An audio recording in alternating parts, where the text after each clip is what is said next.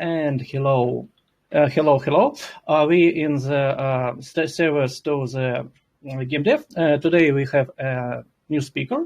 It's Leisha-Marie Riddel. She was an art director for Dead by Daylight. Hello. And can you describe your work? Can you introduce yourself for our listeners and viewers? Hello, everyone. My name's Leisha. I'm only my mother and my doctor call me Leisha-Marie. I'm 34 years old and I work on Dead by Daylight as an associate art director. And I graduated Sheridan College in Oakville in 2010. And I work, like I said, on Dead by Daylight. And I do my own stuff on the side. Like what? What did you do in the at the side? I do comics on the side. Comics, yeah. I will ask about comics. I really like the comics. I just get this book like this this week. It's Watchmen by Alan Moore. It's a wonderful comic book. I really like it.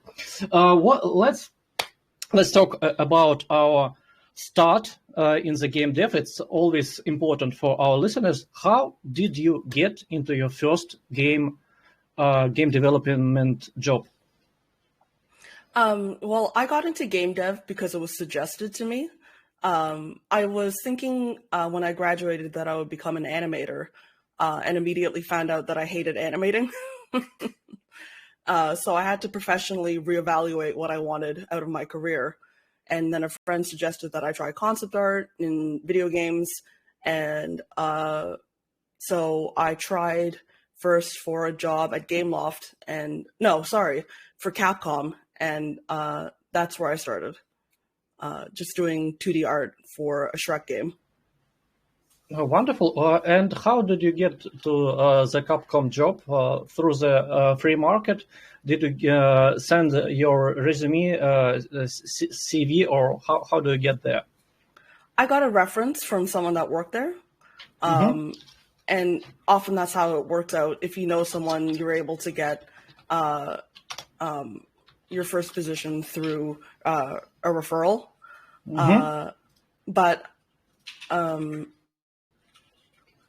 Yeah, like my first full-time position I got through sending my resume in. Okay. So let's understand what is the art direction, what is the art director in Dead by Daylight. What is your what did you do at this position? So my position is mostly working on the store cosmetics. So I work predominantly in the cosmetics for each release that we do, each of the cosmetics that the store updates with for each of the characters. So I don't work necessarily on new characters, but I work on like updates for old characters. But like other than that, I can't really talk too much about what I do. Sure. I understand the NDA is important. And what's the difference like between the some artist, lead artist, and the art director? Sure. So I call them individual contributors. That's just like an artist that is not a lead or an art director. So ICs are artists that are just the workhorses of the game industry. So like they put their heads down, they shouldn't be in a ton of meetings. If they're in a ton of meetings, then someone is managing them wrong. And then lead artists, they still do like the principal assets. They work predominantly managing their teams. But art directors, they never draw. Art directors don't draw. And the most drawing that we do is like paint overs or quick sketches to really get our ideas across. And then we're mostly in meetings all day. Yeah, I can get it. As a head of the narrative, the same thing. I did not write anything at all at this moment. Just talking with people, like, what's a great idea do you have to release? Yes, and it's I think it's the same idea in the whole game development, like that if you're just in the linear position, your instrument is like your art or your text or your code, and then if you director or head of something, your tool is the people you're working with. In the good way, of course, not like it's some Machiavellian style, no, like like just trying to do the game. Okay, so how is the path of an art director looks like? What should the art director should know, and what skill do she or him should have? So an art director's career path can differ wildly. A lot of folks become art directors a lot earlier than I did, because I've been in game dev for about 12 years now. But a lot of them decide early on that management isn't for them, and they would rather be, like, as you say, a linear artist. But you can start in concept art, you can start in UI, you can start in any like linear track. And once you realize that you have a knack for managing people, and you're organized, and like you're able to pitch is like a really strong skill to have, to be able to sell your ideas to people. Then those people are the ones that really become art directors. Because it's the folks with the really strong decision-making abilities that become art directors and stay art directors.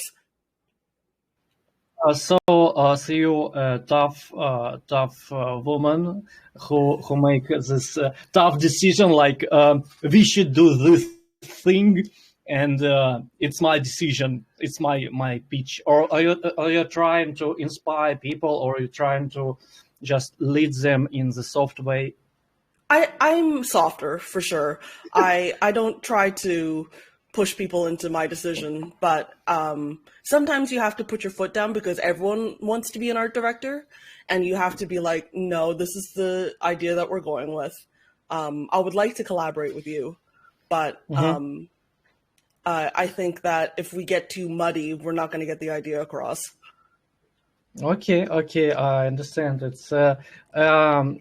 It's a very delicate balance, I think. It's a question from one of our Padawans. Is narrative design knowledge is a necessity for art directing, since it can guide a visual communication with the gamer, or it is just a bonus knowledge, not important at all? No, I don't think it's necessary, but I think it helps a lot, because the better you are at story, the better you are at art. Because art always tells a story. It doesn't have to, but like it usually does, especially in like a narrative based game. Mm-hmm. You have to be able to understand the story behind what you're creating. So having that skill is really important. And I think that like having more knowledge is never a bad thing. Yeah, I think so too. So it's the next question is connected with previous. Is it possible to be responsible for art and the narrative design, since it can work hand to hand? Is it such specialist even possible? Can you describe? Can you imagine this such specialist? I can. I know someone that's currently a narrative director and a programming director, so I don't see like an art director and a narrative director being one person. Like I see that happening. So it's especially possible in indie development. In a larger studio, there'll be separate people, but like in a smaller studio, you'll definitely get people who will do two things. Yeah. In independent development, it's always the same thing. Like it can be a solo developer who do everything. Like in the Stardew Valley developer who works for his game for 5 years, and he responsible for everything in this game. So it's possible, but we are talking like about corporative game development. Is such do such specialists can find such position in the corporative industry, game industry at all? I think in like a more corporate setting, like in a bigger setting, you're not going to find something that is specifically both, but you are going to find it easier to get one or the other position because you have knowledge of both.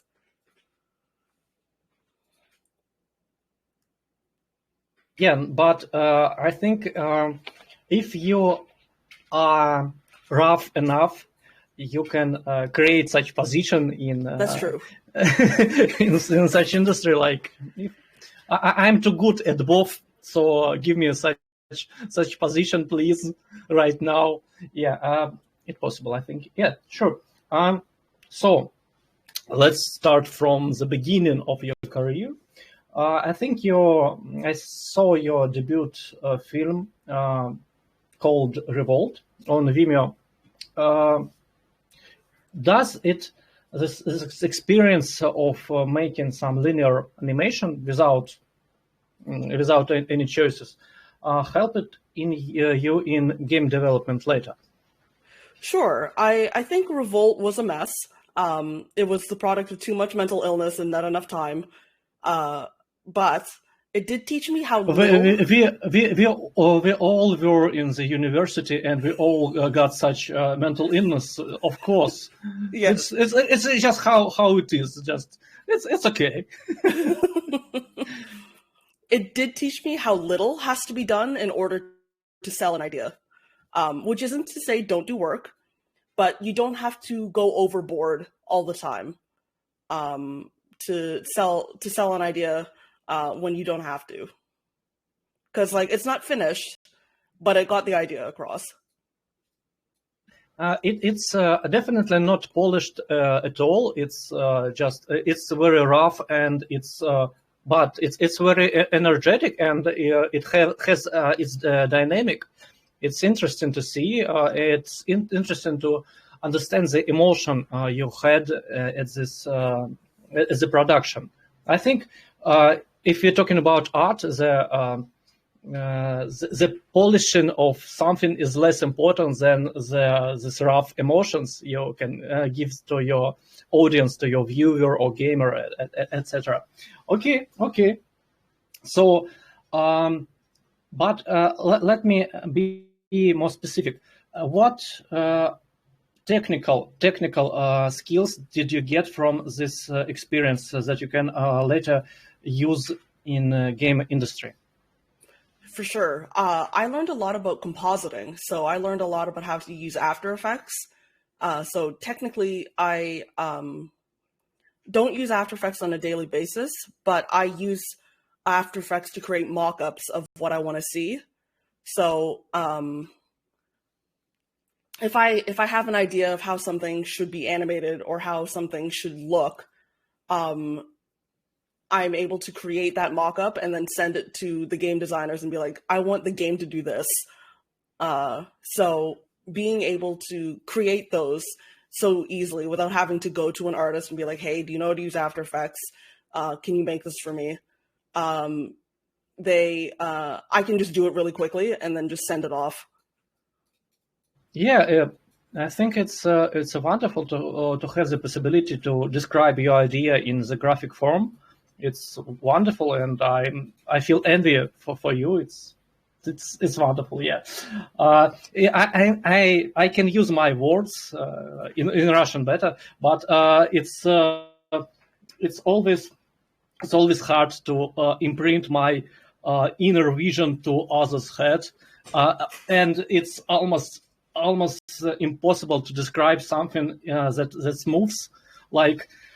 Just do like this, and I'll tell faster, slower, or where you should start, how it should be, but I cannot make it in the. How did you do that? And it's wonderful. I think it's very important for team communication as the art director, especially. Okay. So. Let's move on your career. So you worked on the caricatures as well, and someone tells that the modern caricature has outlived itself. There's opinions, and back in the day we have like William Hogarth and Herlof Bitstrup, while now we just get this low effort for Photoshop memes. What do you think about that? Did this art dead because of memes? I don't think art is dead because of memes. I think art has become more accessible because of memes. I think that, like I said about getting the idea across, because that's my job, to get the idea across, you're able to sell your idea through a meme much easier than you used to be able to, like, have to be like a really talented caricaturist to get the idea across. However, there are still really strong caricature artists happening right now. Like there's Dean Heason, who works for Pixar, and he's really Hirschfeld inspired. And to boil him down that simply doesn't really do him justice. But like for sake of discussion, like that's an example of someone who's still doing really strong traditional caricatures. But like I love memes. So I think they're hilarious, and I don't think art is dead because of them. Yeah. I think I love memes too, because like it's a heartbeat of the internet. It's the heartbeat of the humanity. It's like what did we feel at this moment in the smaller part? Yeah, it's wonderful. The next work your experience was Game Loft. What could you tell us about this project's tasks, responsibilities, something over your NDA, please? Sure. No, I mean, the game is out. So I worked on Disney Magic Kingdom, which is still going strong. And I was the first 2D art lead on it. I also assisted with the textures on the 3D side because like we were really struggling trying to get like a really beautiful painted look for the game. So the 2D artists also helped out with the 3D side. So I ended up being responsible for about 30 people. But I was really excited to have such a huge game on my resume. But yeah, that's mostly what I did at Gameloft. But I also worked on Epic, Battle for Moonhaven, and a few unreleased games that never made it out. What was the problem with such games? Why they did not released? Oh, the problem was like they realized that they weren't going to make enough money, or that the demand for such a game wasn't there anymore. Like they were like, without breaking NDA, they were gambling games. And then they realized that there was an oversaturation of gambling games, and they were like, no, we're not going to do it anymore. Yeah, sad but true. Yeah, it's hard. It's big concurrency. It's this market, and it's hard to push something new in the market. Yeah. What? So next question I would like to ask you is your work in the Nickelodeon.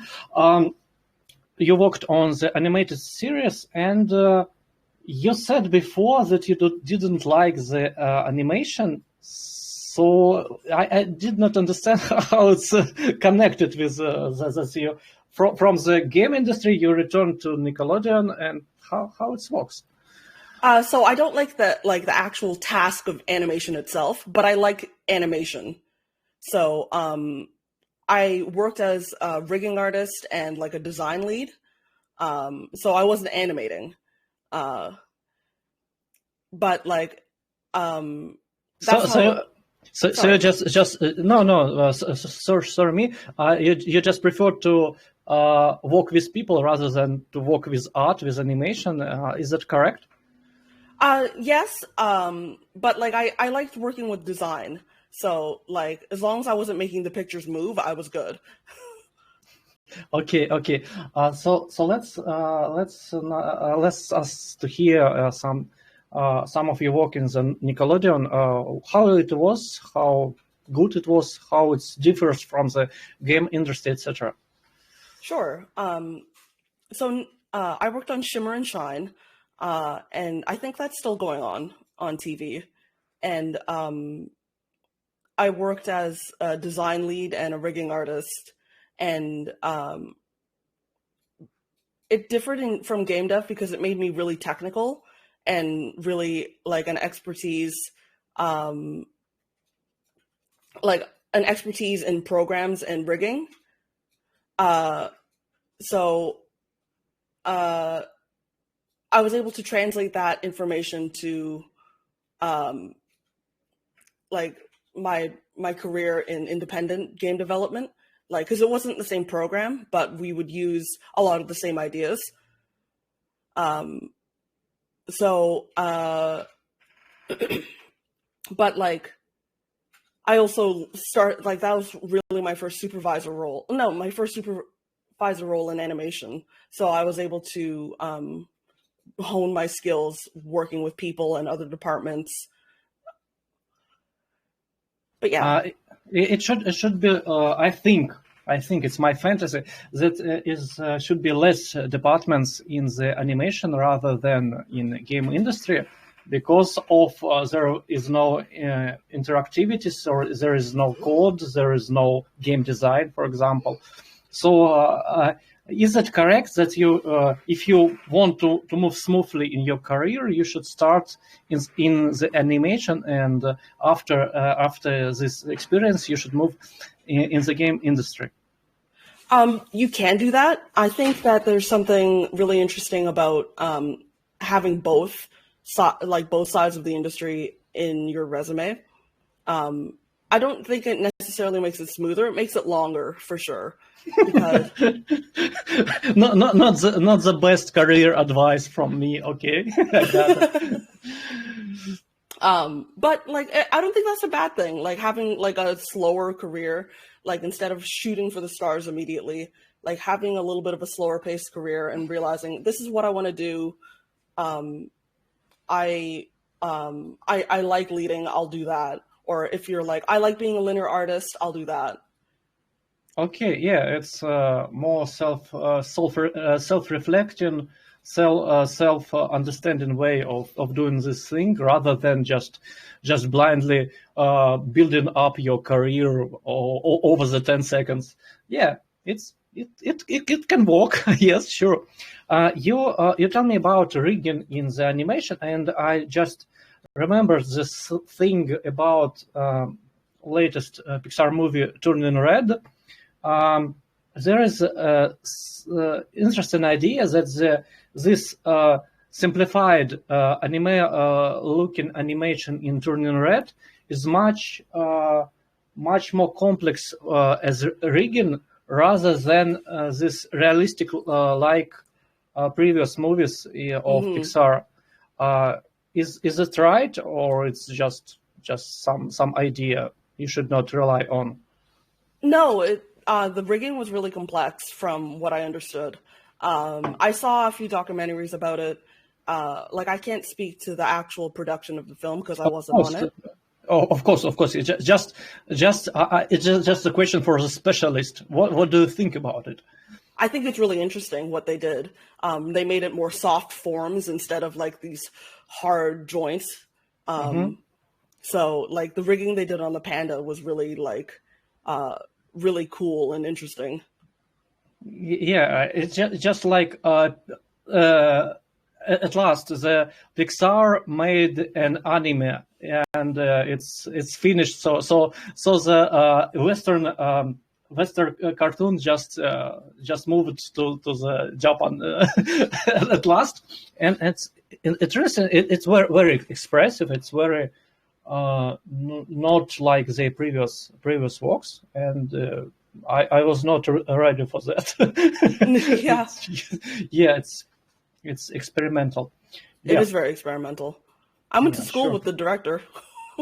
Sure. Can you connect us, please? Can I invite him or her to the interview through you? I can try. That's all I can say. It's wonderful. It's much better than nothing. Wonderful chances. Interesting. Let's move on on your career.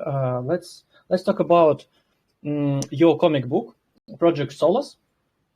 And I read 3 books of Scott McCloud, and the standard of comics, something about comics and something about comics too. He is a great theoretist of comic industry, and it's very helped me to understand narrative design later. It's much better to understand what should I do in the game industry after researching in comic industry. So you are not only theoretic, you also have your own comic book. What you can tell us about this experience? What can we get from comic books, from the comic art, etc.? What is your insights from it? Sure. I think understanding narrative work, such as comic books, can inform the story work that you do in games, even if you're not a narrative designer. Getting better at performance through like your art can inform your character art, can inform your environment art in so many ways, because comic books are so limited. Whereas it's kind of like Goku training with weights. You can train yourself to tell more in less because of comic books. So today is the anime interview. So okay, we reference it to the Goku already. Wonderful, nice Dragon Ball reference. Excellent. So should you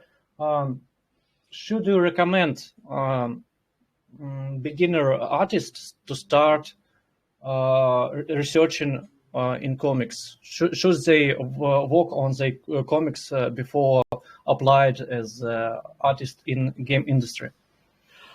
Honestly, I think it would be really interesting to see more comic artists in the games industry, because there's a certain lack, especially in concept art, there's a certain lack of line art that I see. And like, I would like to see stronger line art coming in with younger concept artists. And like line art is such a heavy thing in comics, because like line art is so clear to understand, especially in concepts. So I would recommend at least reading more comic books. You don't necessarily have to draw them. You don't necessarily have to go into them, but you should read them for sure. Okay. You should read the comics. Wonderful. So, to be a good artist, you should watch anime and read the comics. Like, what a relief for fellow geeks over the world, that you should for your job. It's important. Read more comics, watch more anime. Wonderful. It's what time to be alive. I think. Truly. Yeah. So I asked this. Next question. You create expressive, defined, and recognizable characters. Before we talked about it. Do you feel underwhelmed creating backgrounds, or I understand your work not right? No, I don't feel underwhelmed creating backgrounds. I find them intimidating, to be honest. intimidating? I do. Is this the right word for describe it, and why? Because I want to tell as much story as I can through all of my backgrounds. Like, because I do have some location design in my portfolio on my website, but like I don't feel like I'm as good as I want to be, because I hold myself to a way too high a standard, like most artists do. So I get a little bit overwhelmed, if anything. So how do I say it? It's imposter syndrome. Is it in you? It's still your art director. How could you feel the imposter syndrome at this position? I feel it every day. Okay. So that's why you are not working with characters, or what? Why? Can you overcome this somehow, like working more on characters, or just going to some additional courses, additional school? Or did you think you will never be good enough for making them? I think that like my imposter syndrome comes and goes. It comes in waves. So like I will one day be working on something and be like, wow, I'm terrible. I'll never be good enough. And then the more I work on it, I'll think, oh, you know what? I'm not that bad. I've gotten here. I'm 12 years into the career. I'm an art director. This is fine. And then it will continue. I think every most of the people who have the imposter syndrome just at some point of their career just feel tired of such imposter syndrome and never even think about it anymore. Like, maybe I'm shit, maybe I'm a genius. I don't care. Just work on what I'm working on, what I'm doing, and it's okay. And use what how much years of experience do you have in your art path? Oh gosh, I started on this path to be an art director like when I was 6. Like I was 6 years old and I looked at TV and I said, I'm gonna work on that. It's wonderful. Like I'm decided to make games like in 12, and I feel tired of such emotional roller coaster like at 25 already. Like, I don't care anymore. Like, I'm just doing what I'm doing. It's never mind. Maybe I'm shit, maybe not. Maybe I'm genius. Fuck the shit. I'm just doing my job. Fair enough. I don't want to be like. I don't want to sound offensive. Is this somehow can be connected with your Asian parents? Maybe like memes of your that's it's very very harsh parenting of your Asian parents maybe. Normally that would apply, but I'm adopted, so I'm adopted by Scottish people. So I was raised Scottish. So it's hard to understand why did you have such strong imposter syndrome? Like you are going to be like genius. You will be the great artist with such impulse in yourself. I think it will be great. Yeah. Yeah, I don't know why I have it. I just do. Maybe it was college. Okay. Wonderful. So, can you tell us something you're currently working that are not sticking to NDA? Sure. We're already on 2023 cosmetics. So we're working on stuff for like May already. And we're trying our best to feed the player's demands while also doing what we think will work. Mm-hmm. Yeah. Okay. Did you personally have some emotional clues, I think, for this DBD project? Like, did you even like horrors movies or such atmosphere, or just work for you? How do you describe such connection with this game? Well, I love horror. I like being scared. I think because I am like not easily scared. I love trying to make people scared. Oh, it's wonderful. Yeah. I'm glad to see it, to hear it. Sorry. Yeah. I like, personally, I like to scare people and make them laugh or just get some emotion from people. But I do not like horrors personally because they're not scary for me at all. Like, that's just, I can be scared by some scary gesture, but I don't feel tense watching them. Like, it's boring. What is your favorite franchises or maybe single movies of such genre?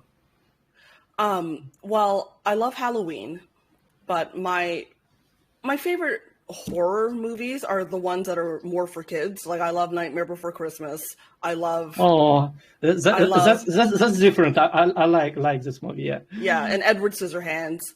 I think because like they elicit an emotion that isn't just fear. Because sometimes you're like a little bit tense, but it's just like, oh, this is nice. Yeah, it's a nice mix of horror and sweetness. Maybe just it's so cute. It's not scary. It's scary and yes. It's so cute. They are so wonderful characters and the wonderful setting. Yeah, I like it. Yeah. What we have new questions that sure that we get through this interview. In the previous interview, I mentioned the importance of research stage, which is often neglected by a lot of developers, not just indie.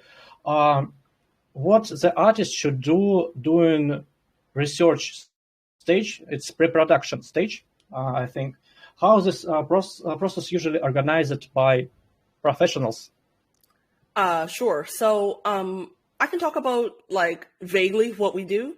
We set aside a time just for pre-production before we even start on. How much time should we think if we're talking about a AAA game, for example? Oh gosh, I would set like months aside. Months. Yeah. Okay. Just because you want to be sure that like that you all converge on the same vision.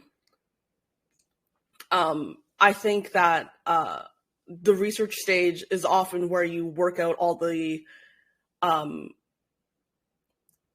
kinks in the idea, all the like the differences that you may have like the different, like I see red, no, I see green. Well, maybe we can see purple. And then you're like, oh, okay. It's, like I know red and green don't make purple. I'm an artist. I understand that. But like, you come to an agreement through the research before you even start developing.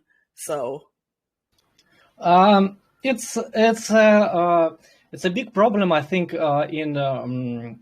it's in the indie development for sure, and the middle companies. Like we have no time for research. We should do the project right now. It's a common problem, I think, as I can see, not in the AAA gaming, but in the AA, for example, for sure. Like we have no time to plan anything. We have a big team. They are burning our money, and we should create something right now before we even understand what we should do. How do you have any idea how to work with such attitude? Like, it sounds crazy, but like it works somehow, and it's common. It's scary. Sure. It is scary, but like I think even just a mood board, like you don't have to necessarily do months of research, because I understand like you have a huge team and you don't want to burn your money, but like even just sitting down and doing a mood board is enough to at least start the direction. Because like you don't even have to be an artist to do a mood board. You just go on Pinterest and you're like this, but mostly this, and then you send that off to whoever needs it.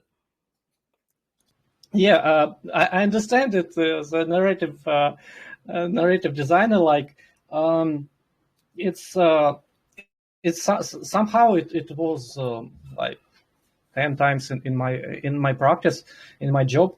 Like we have some idea from maybe producer, maybe CEO, maybe owners of the company. Like we want to start the new project, and we have some money, some time, some team, and they just immediately start working. And after months or couple of months, it is a complete disaster, because everything is creating their own game without any complete vision, and they just starting to get some assistance from other company. Like we need some expert who can glue it all, and it's always it's not good at all, because sometimes it's just the better idea is just to throw it all and just start it over, rather than to just try to create this jigsaw puzzle from that they already have. But it seems that it's somehow it's created, and the other issue with such method is that every part of this team, every specialist, everyone has his own idea of the game, and the more time is passed, the more it diverges from this central idea. So have you any ideas, have you any methods, how can we create this central idea after all this time? How can we tell people that we should do such thing and do not create some new conflicts in the team? Like I would like to make this game. I already spent 2 months making such game. We should not do other thing. Who is this person to tell us what to do, etc.? How can we solve this conflict? Unfortunately, it is kind of like a hierarchical thing. Like the management has to make the call. Like in my experience, management has to make a call saying like, this is the direction that we have to adhere to, because that's what we expect of our leadership to give us. We expect leadership to say, to steer the ship, essentially. If they're not steering the ship, and if they can't steer it like at the last minute, then that's when you run into problems. But like, I have personally experienced where you run into everyone making a different game, people just doing their own thing. And like the way we solved it was management saying, no, this is what we're doing. Unfortunately, we have to scrap some stuff, but we don't have to scrap everything. And then just from here on out, we're going to do X, right? So. Yeah, it's a hard thing to do, but I think it's important to steer the ship. The good metaphor, I think, for such. Someone should manage the course of the ship. It's not a good idea if it's just sinking. Not a good idea now. Bad business model. Yeah. So, next question from our listeners. What are your thoughts of artificial intelligent art? How it will affect the game industry? Should concept artists be worried that machines will take their job? I think that it's going to affect the middle ground the most. People who feel like that they don't want something necessarily new. They want something that pre-exists, because AI art relies on something that exists already. So that ground, I think, will be sort of like the no man's land of AI art versus artists. But like I think that like AAA and independent are going to continue to use artists, and they shouldn't be worried, because they want both sides want something new. They want like a new vision. They want something. They want something they haven't seen before. So I don't currently think that AI art is going to replace concept artists. It may change. I think we can use it. I think that there's definitely a lot of use through just generating some prompts and then taking it and changing it yourself. But I haven't done that yet. I've played around with AI art. I think it's fun, but I don't think it's going to replace us yet.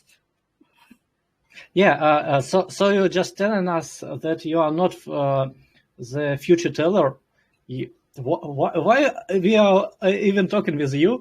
Of course, we have no clues on the future, but we can have our ideas. We can think about it. We can discuss it. That's why we are here. And of course, people who are trying to get into the game development are worried about AI, because like, should I even try to become an artist if after 5 years there will be no artist at all? The machines will get our job from us. So we should think about it. So we are going to our last part of this wonderful interview. I'm very happy to have you with us. Can you give us some recommendation on books for your job, or courses, guides, etc., etc.? Where can we learn how to art? How to art? Please, how to art? Yes. So one of my favorite books. Sorry, I was just getting it out of my drawer. They're the Morpho series. It's about anatomy. So if you're really interested in character art, buy the Morpho series on anatomy. There's like 12 different types of books from them.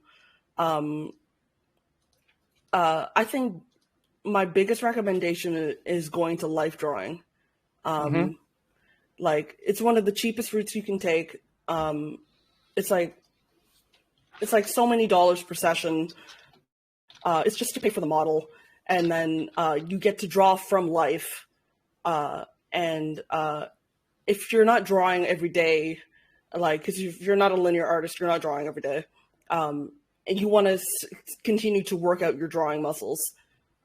So I think that life drawing is really important. But I'm really interested in taking Alexandra Neonakis' schoolism course, because it seems like a hit so far.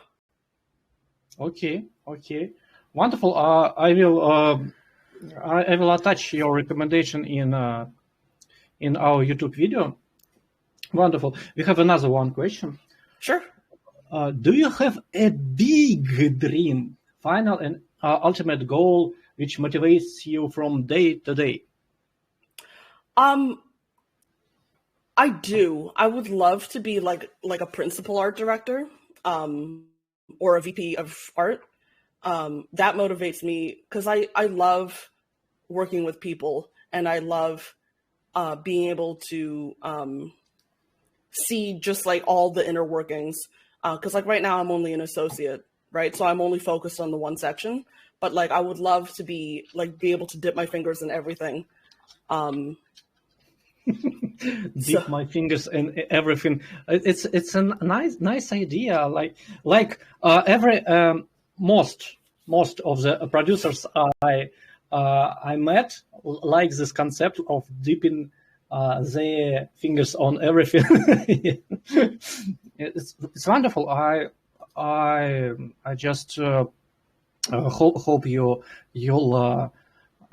meet your goals, and you will be satisfied by it, and you'll get new goals after it. What inspires you rather than your goal?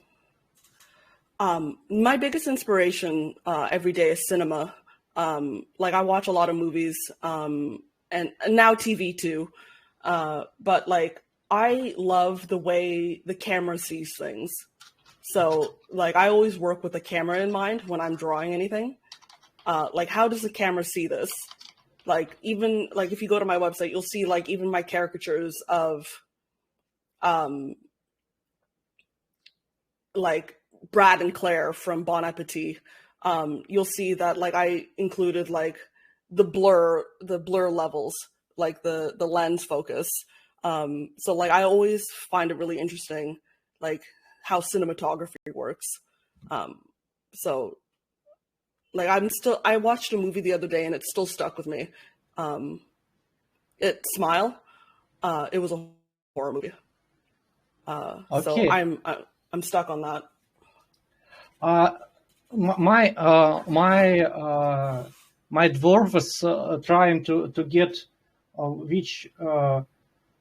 which courses do you recommend? Could you send me this link for the course you said before? Sure, I can. Wonderful. Thank you very much. Cinematography is a very interesting idea. It's how it's the same as a photography, but in the motion, of course. But what did you get rid of? Like the only importance in this small picture. What is important in this in the whole situation? Exactly. Get rid of everything except this one cadre. Yeah, it's very interesting, and it's very helpful to work on, and it's very good inspiration. What do you think about attitude that some people tell me that their inspiration is video game development? Like it's I think it's my personal opinion that is a good thing when you have good job and you very so it's like self it's like it works on itself. Like you are making games, you're inspired by games, you're making games. But if you are not making games or in your work something is bad happened, like the big project is cancelled or you lose your job, you just got arrows in both of your knees. Like you have no inspiration and also you have no job at all. I think it's a risky attitude. What is your position on it? I agree. I think that like being inspired by the thing that you work in is good. Like you should see what other people are doing. You should seek some inspiration from your industry, but like branching out to other inspirations, like being inspired by literally anything else is hugely important. Yeah. Because like you don't want just one source of inspiration because you'll just get stuck. Yeah, it's very risky. It's dangerous for some points. Yeah. Thank you.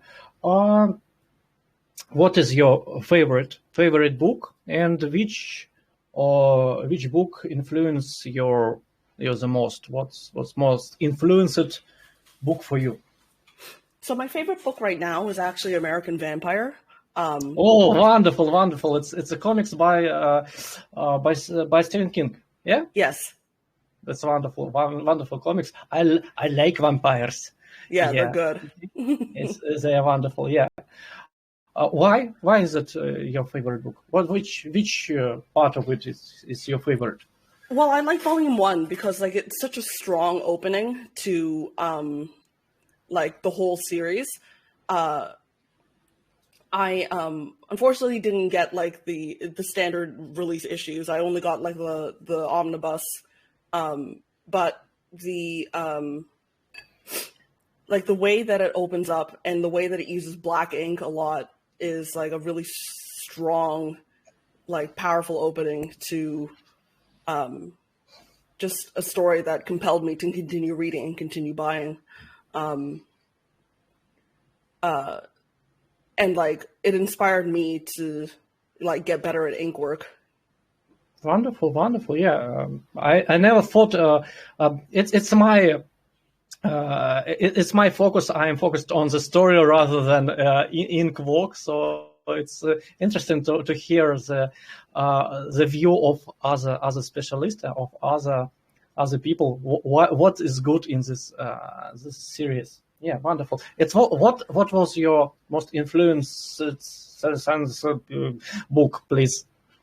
Okay, so we have a secondhand store called Goodwill in North America, and I found this book in Japanese when I was 11 years old, and I bought it, and it was for the anime Magic Knight Rayearth, and it was the most influential book in my life, and I still have it. It's like all torn up and tattered now, but it informed me of like how I draw women, how I draw clothes, how I draw hair, because Clamp, the group of artists that works on it, like the way they illustrated everything and the way that it translated into animation, just had a stranglehold on me. I couldn't put it down. So I don't know if I can recommend the book itself because I don't know what it's called because it's in Japanese. But like it's. But we have Japanese speakers in our group. We have some people who can. You can send us some screenshots, some photos of this book, and we will find it. Certainly, we have our people in this Japanese stuff. We can fix it, of course. Perfect. Wonderful. Do you have anything you would like to share with us? Any advertisement? Anything you would like to share? Sure, you can check me out on social media. It's just Leisha Riddel on all social media. I shitpost a lot, so I apologize in advance. But like I will update Project Solace eventually. I'm just getting into the swing of things again, and I post art sometimes. So hopefully you'll come for the art and stay for the shit posting. Yeah, shit posting is that's why I'm going from my bed every morning to shit post, of course. Wonderful. And let's finish up this interview. Sure. A few words of encouragement for our listeners, and we will finish. Okay. I think the thing that's most important that I want everyone to take away from this is that I want everyone to lead their career with empathy and authenticity. Remember that others around you are struggling with the same things you are, and sometimes different things. So if you do that, you'll be able to navigate, even if you're not like managing people, you'll be able to navigate your career better because you'll be a better interpersonal worker. And you'll definitely land on your feet. It's just sometimes not where you expect. Because when I was 6 years old, I wanted to work at Disney. And I'm not at Disney. I'm on Dead by Daylight, but I'm perfectly happy where I am.